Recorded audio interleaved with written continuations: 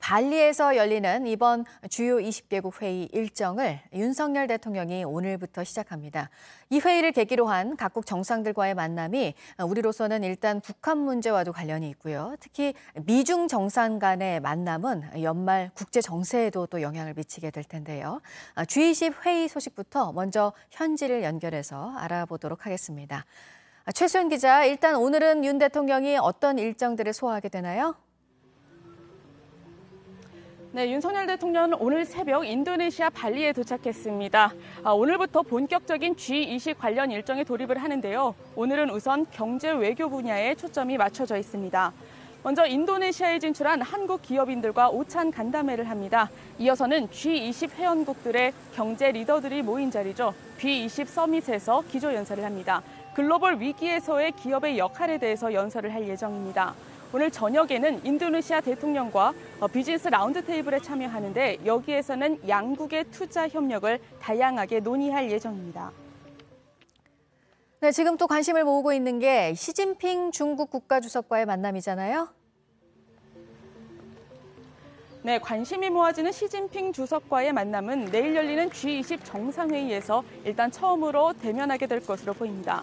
아직까지 공식적인 한중 정상회담이나 약식회담이 잡히진 않았습니다. 하지만 프로사이드 방식을 비롯해서 어떤 형식으로든 일단 첫 대면은 이루어질 것으로 보입니다.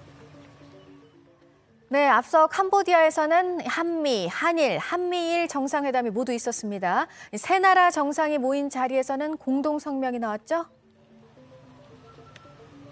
네, 맞습니다. 한미일 정상회담에서는 3국이 처음으로 공동 성명을 냈다는 데 의미가 있습니다.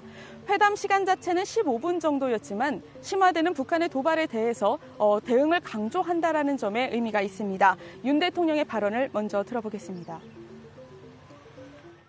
한미일 공조는 보편적 가치를 수호하고 한반도와 동북아의 평화 안정을 이루기 위한 강력한 보루입니다. 또 확장 억제를 강화한다는 점을 특히 강조했습니다. 그 대안으로는 날아오는 미사일 위협에 대해서 각국이 북한의 미사일 경보 정보를 실시간으로 공유하겠다라고 말했습니다. 네, 한일, 한미 정상회담 결과도 마지막으로 짚어볼까요? 네, 한일 정상회담은 예정됐던 30분보다 훨씬 더 넓은 45분 동안 진행이 됐습니다. 회담에서는 북핵 문제뿐만이 아니라 강제징용 등의 문제도 거론이 됐는데요.